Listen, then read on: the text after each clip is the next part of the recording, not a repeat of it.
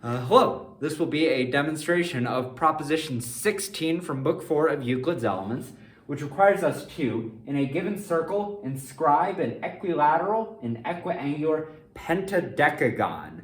Quite the jump up from a hexagon to a pentadecagon, which is 15 sides, but we shall roll with it. All right, we begin, of course, by having a circle that is given. We're going to call this circle A, B, C, D. Big circle.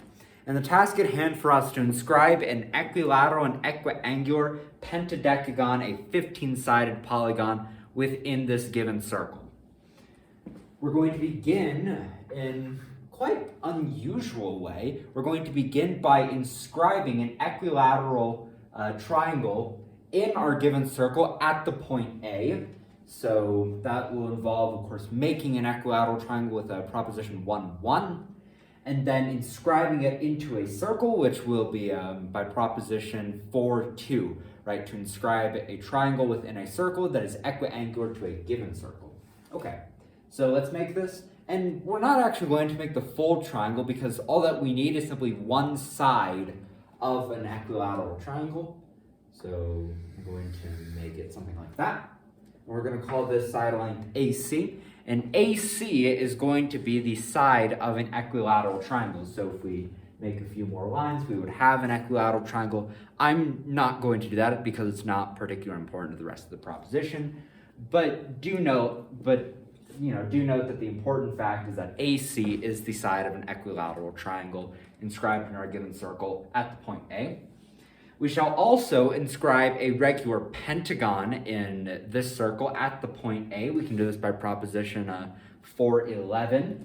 And again, like the equilateral triangle, I'm not going to describe the whole pentagon because all that we need is simply one side of it. So that will, let's just say it's that. Okay. So that the straight line AB is the side of a regular pentagon. And again, the side AC is the side of an equilateral triangle. Okay. So now let's just think. If we were to divide this whole circle into 15 equal arcs, right? If we were to take the whole circumference and divide it into 15 equal arcs, and then we're just going to make it mandatory that the arcs start at the point A. Well, English is hard. What we would observe is that there would be 3 arcs within AB and 5 arcs within AC. How do we know this? Well, let's just take AC, for example, right? AC is the side of an equilateral triangle. So if we were to make the whole triangle, it would then divide the whole circumference into 3 equal parts. This is by virtue of proposition 328, where equal chords cut off equal arcs. And so if we have 3 equal straight lines like that, the arcs which they cut off are also going to be equal. And so this arc AC is 1/3 of our whole circle ABCD. I'm going to shove D down there. And similarly, AB, being the side of a regular pentagon, is going to cut the circumference of the circle ABCD into 5 equal parts, again by proposition 328. And so the arc AB is going to be 1/5 of the circle, and it will contain, so AB is going to be 1/5 of the circle and AC 1/3 of the circle. Now, if we were to have 15 equal arcs beginning at the point A, well, 1/5 of 15 is 3. And so 3 equal arcs, exactly 3 equal arcs, would fit within the circumference AB, right? Because AB is 1/5 of the circle, 1/5 of 15 is 3. And so we would have 3 equal arcs within AB. And similarly, the arc AC being 1/3 of the whole circle, it will have 1/3 of 15 equal arcs within it. So 1/3 of 15, that's obviously 5. And so we will have 5 equal arcs within AC. Now, there being 5 equal arcs within AC and 3 equal arcs within AB, and by common notion 3, we can say that within the remaining arc BC, there will only be 2 equal arcs, right? Because AC has 5, AB has 3, so the remainder BC must have 2. And we can actually bisect this arc BC. We can do this by proposition 320 or 330. And so let's do that. We're going to bisect the arc BC at the point E so that the arc BE is equal to the arc EC, and we're just going to join these straight lines BE and EC like that.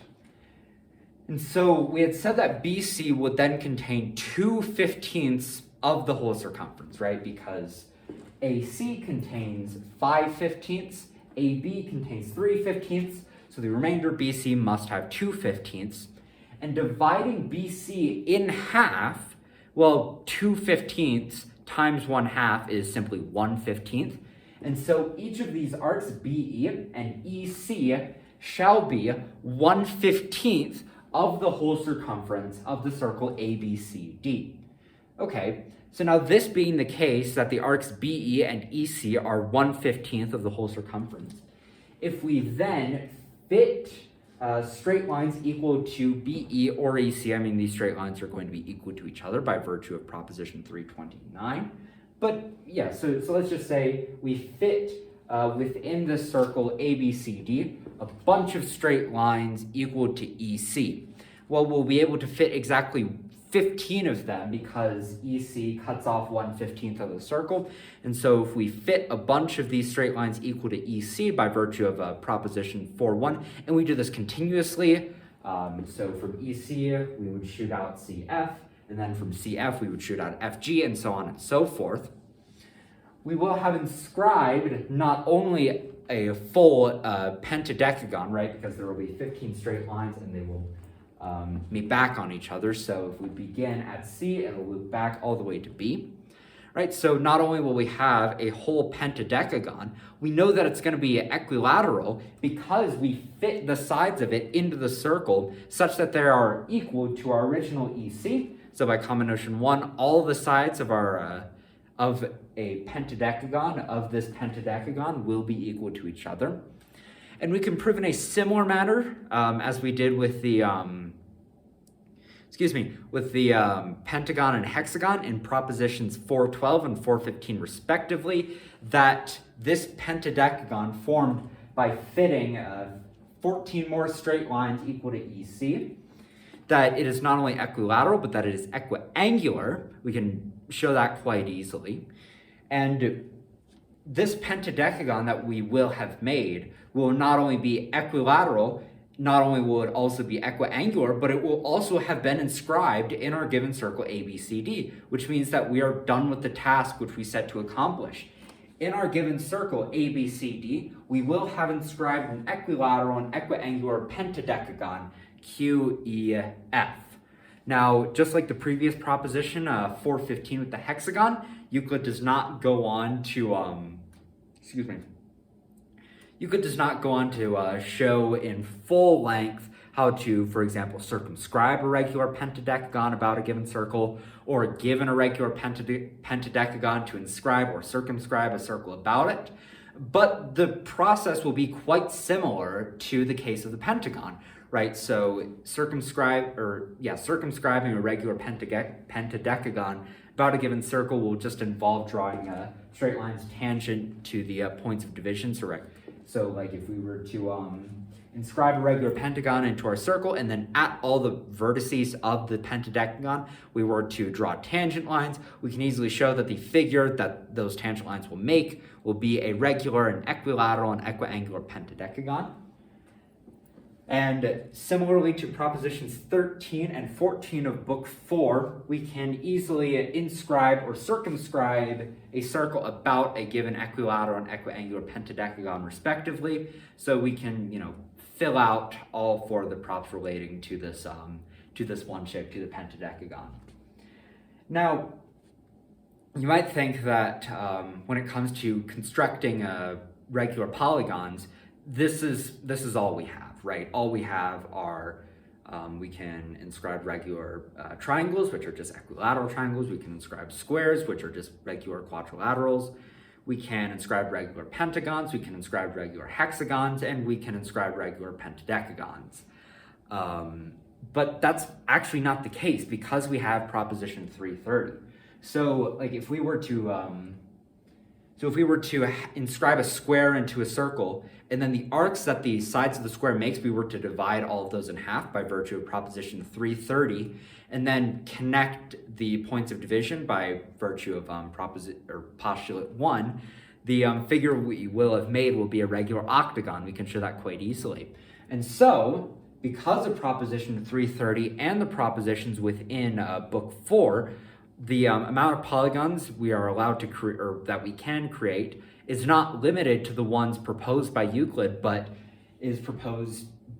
extends to any, how do I put this in, English terms and not just like pure math thinking.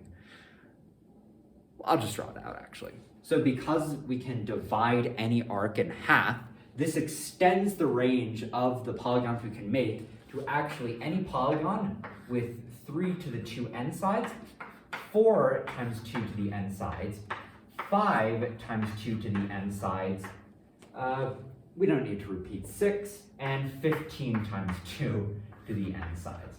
All right, so what does this mean? Oh, and n will be any number greater than or equal to 0. I mean, not like 0 or 1 or numbers, but you get the point. So why can we do this? Well, because of proposition 330, we can divide any circumference in half, which means that, for example, if we were to inscribe an equilateral triangle into a circle and then divide up its arcs and then join the points of division, each of those arcs will, of course, be equal. And the arcs created by the equilateral triangle will be 1/3 of the whole circle, of the whole circumference, which means that half of that will simply be 1/6. And so we'll have 6/1/6 of the circumference, which means that we'll then have a regular hexagon, which is why I didn't bother to do like 6 times 2 to the n. And we can, do this for 4 to the 2 ends. So again, going from a square to an octagon to a hexadecagon, I guess 16 sides is what that would be. We can go on to any of that. And then for the pentagon, we can divide up its arcs to make a decagon, for example. A decagon is actually going to be quite important to the future of the elements. It comes up quite a lot within books 12 and 13. So we can make a decagon. We can make a, I don't even know what a 20-sided polygon would be. Icosagon, that's it. So we can make an icosagon, and we can just keep going to like 40 and 80 and 160 sides, and so on and so forth. And finally, ending with the pentadecagon, we can extend this to not just 15 sides, but 30 sides, and then 60, and then 90. And so, given our toolkit within the elements, we can make any polygon whose number of sides fits one of these 4 expressions. Now, Euclid doesn't put them in the elements, but it's not like Euclid enumerates every possible geometric truth within the elements. So if you want to, for example, inscribe a regular octagon into a given circle, you can easily do that. So that's all I have to say about proposition 416 and just book 4 as a whole for that matter. And this is actually the last proposition of book 4, which means that I will be moving on to book 5 about magnitudes and ratio and proportion, and it's very different from anything else in the elements so far, but it is crucial to understanding what comes after it. So I'm gonna end the video here and move on to book 5.